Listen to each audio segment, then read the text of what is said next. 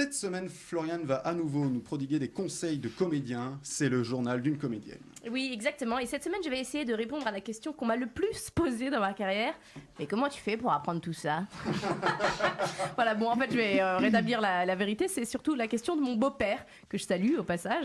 Le mec est donc chirurgien, c'est mon héros. Il connaît des tas de choses, il a appris des tas de bouquins, il a fait des tas d'années d'études. Mais non, il me demande toujours, mais comment tu fais pour apprendre tout ça? Moi, je pourrais jamais faire ça. Non mais c'est vrai, parce qu'apprendre des textes par cœur comme ça et monter sur scène devant tout le monde, bah écoute, ça tombe bien parce que moi je pourrais jamais effectuer une appendicectomie par exemple. Voilà.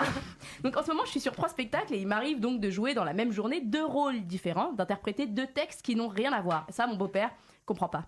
Il me demande, mais ça t'est jamais arrivé de rentrer sur scène et de dire le texte de l'autre pièce? Bah je sais pas moi Patrice, ça vous est jamais arrivé de devoir opérer un genou et de retirer la vésicule biliaire? Bah non, voilà, il y a une espèce de logique finalement.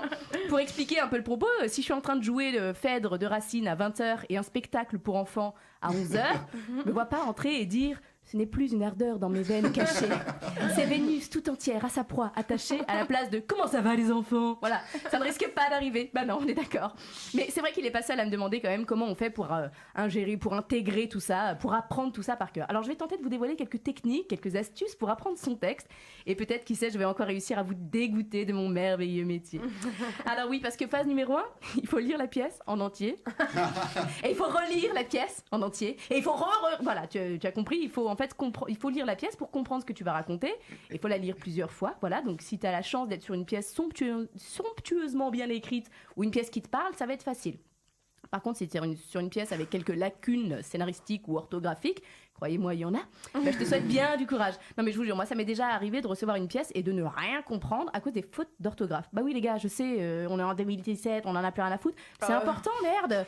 Non mais c'est vrai, faites un effort. Moi je peux ni comprendre, ni apprendre, et alors encore moins interpréter je suis dépecée, alors qu'en fait c'était je suis dépassée que le mec voulait écrire.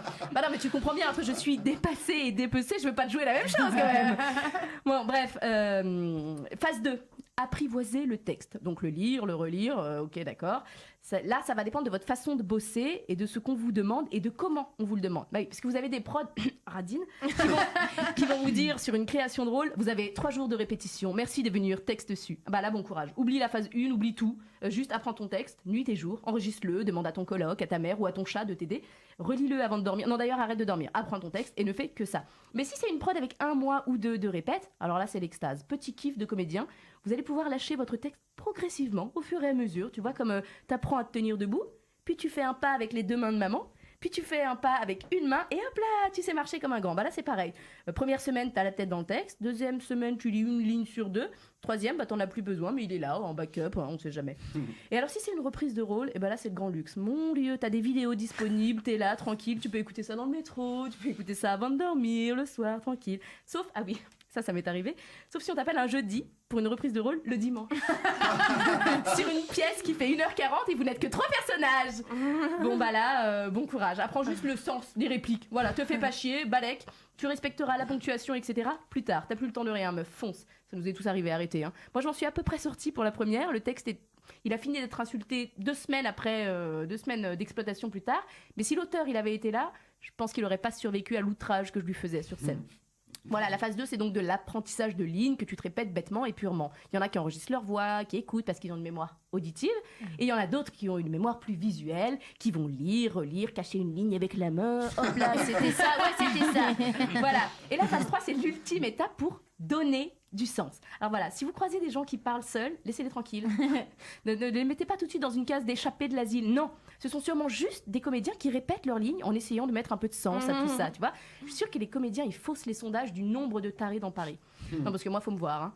Et dans le métro, si ça se trouve, tous ceux que vous prenez pour des timbrés sont juste des comédiens et des comédiennes qui travaillent un rôle comme ça. C'est vrai, hein, moi, dans la rue, quand je répète 17 fois « J'en peux plus, d'abord ma voiture », voilà, on sait pas, ben je travaille. Bon, bref, si vous êtes prêts à lire une pièce de théâtre 57 fois, à apprendre 559 pages en 3 jours, à affronter tous les regards des gens dans la rue lorsque vous parlez tout seul, eh bien, vous êtes prêts à faire le plus beau métier du monde. Je m'applaudis, je sais pas pourquoi.